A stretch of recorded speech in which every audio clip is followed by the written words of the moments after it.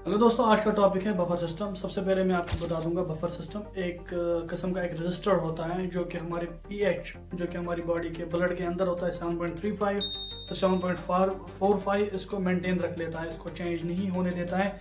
चाहे weak acid add हो चाहे वीक बेस ऐड हो, ये इसको मेंटेन रख लेता है, न्यूट्रलाइज रख लेता है। अब सिंपल समझाता हूँ ऐसे। हमारी बॉडी के अंदर जो पीएच लेवल है ब्लड का वो क्या है, H 7.35। अगर 7.35 से नीचे होगा दैट मीन्स हमारा बॉडी जो पीएच लेवल है ब्लड का वो एसिडिक हो जाएगा। अगर 7.45 से ज़्यादा होगा दैट मीन्स वो अल्कलाइन बन जाएगा। इसको न्यूट्रलाइज करने में सिर्फ एक ही काम आता है जो कि है buffer system. What is buffer? Buffer क्या है? Buffer consist of weak acid plus conjugated base, और जो वीक बेस होगी plus conjugated acid. Acidic buffer क्या है? एक वीक एसिड होगी प्लस क्या होगा, सॉल्ट ऑफ वीक एसिड। और जो बफर सॉल्यूशन होगा अल्कलाइन का बेस का वो क्या होता है, एक वीक बेस होगी plus salt of weak base होगी। ये जो कॉम्बिनेशन है वीक एसिड कंजुगेटेड बेस या वीक बेस कंजुगेटेड एसिड, ये क्या, ये हमारी पीएच लेवल को कांस्टेंट रख लेता है, नॉर्मलाइज कर लेता है।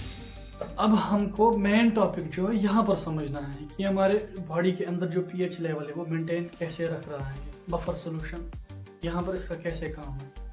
सबसे पहले आपको पता होना चाहिए हमारी बॉडी के अंदर जो H2CO3 जिसको बोलते हैं कार्बोनिक एसिड। कार्बोनिक एसिड हमेशा याद रखो, जो भी एसिड होता है वो वो रिलीज कर लेता है क्या, हाइड्रोजन आयंस। और जो बेस होती है वो बाइंड अप कर लेते हैं, कैच अप कर लेते हैं हाइड्रोजन आयंस को। अब याद रखना यहाँ, जब भी हमारी बॉडी के अंदर हाइड्रोजन यानी कि हमारी बॉडी के अंदर एसिडिटी की ज़्यादा होगी, एसिड का मात्रा ज़्यादा हो रही है, दैट मीन्स वो हाइड्रोजन आयन को रिलीज कर देंगे। हाइड्रोजन आयन रिलीज हो गए तो दूसरी तरफ क्या बनेंगे फिर बाइकार्बोनेट्स। कैसे? हाइड्रोजन अलग बनेगा और HCO3 अलग बनेगा, यानी कि एक एसिड बनेगा, H2CO3 एसिड था, वो अब बाइंड या वो अब ब्रेकअप हो गया दो में, हाइड्रोजन आयन में और वीक बेस में। HCO3 एक वीक बेस बन जाती है। ऐसे होता है ये मेंटेन हमारा पीएच लेवल।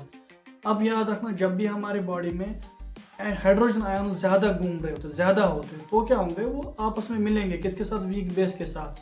H अलग, हाइड्रोजन अलग है और H वीक बेस अलग है, तो ये आपस में मिलेंगे तो ये क्या बनाएंगे, कार्बोनिक एसिड यानी कि H2CO3 बनाएंगे। ऐसे मेंटेन होता है हमारा पीएच लेवल हमारे बॉडी का।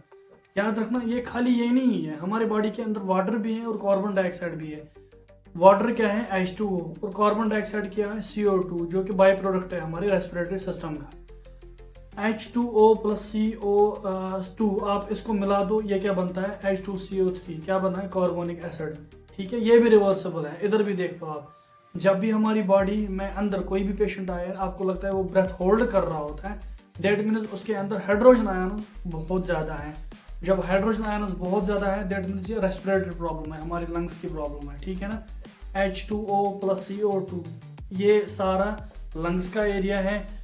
और जो दूसरी तरफ हमारा हाइड्रोजन बना प्लस HCO3 वीक बेस बनी, वो किडनीज की होती है, यानी कि वो मेटाबॉलिक प्रॉब्लम हो सकती है अगर ये रेज हुए होते हैं हमारे ABG सैम्पलिंग में। ABG सैम्पलिंग में आपको बता दूंगा, अलग एक टॉपिक है, बहुत अच्छा टॉपिक है, इंटरेस्टिंग टॉपिक है, जो स्पेशली इमरजेंसी एंड ICU में काम कर रहा होता है उनके लिए बहुत ज़रूरी है, उनको समझ आना चाहिए।